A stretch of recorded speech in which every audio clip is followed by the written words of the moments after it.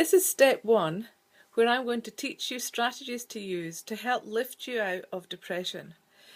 I hope to run a series of these and we'll cover all different topics over time, but I thought this was a good place to start.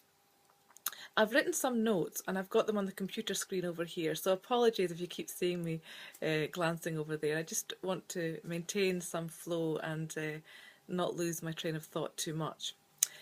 So there are some words and phrases in our vocabulary that definitely contribute to us resisting living life to the full.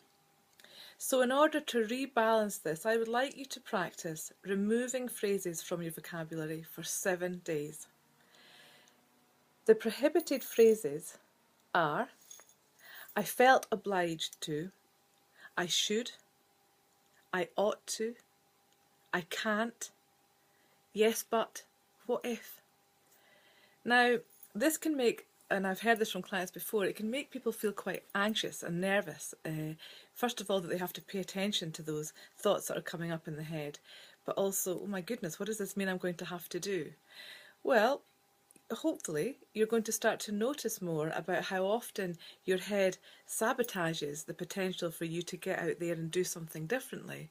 And by noticing that it's happening, you're going to start putting yourself into a better position by saying, hang on a minute, there's that phrase again. So you'll feel a bit nervous to start with, but it can also be a very liberating experience. So pay attention to the times you have had to stop yourself saying one of those phrases.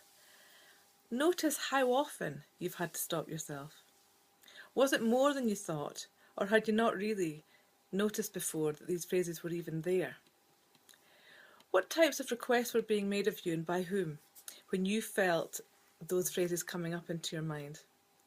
Was it with family members, colleagues? Was it to do with going out socially? Was it with every social group? Now, you're going to notice these phrases and then you're going to really practice letting them quieten down and let them really diminish, because they have a tremendous hold over us. The phrases that we have crammed in our head as the right thing to think, oh, I ought not to do that. I'll maybe phone her later. I shouldn't really. What will happen if the bus is late and I get held up? No, that would be terrible. The head mind is tremendous at catastrophizing. So you want to rein in the negative sabotaging thoughts and start stepping out of your uncomfortable comfort zone and start to take the opportunity to say yes. Just even saying yes once or twice more than you normally would, and going out to social events, meeting that friend for lunch, things that will take you away from the repetitive head mind sabotaging thoughts that have restricted the type of life you've been living.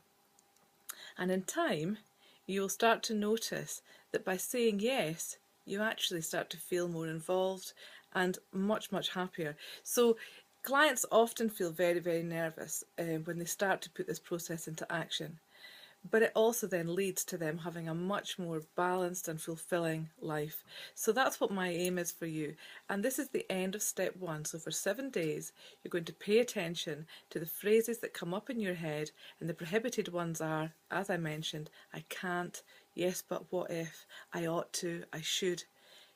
We're not having any of that. The minute you hear that coming into your head, find a way to reverse that, find a way to challenge that and take yourself out of your uncomfortable comfort zone. Now, step 2 will follow shortly.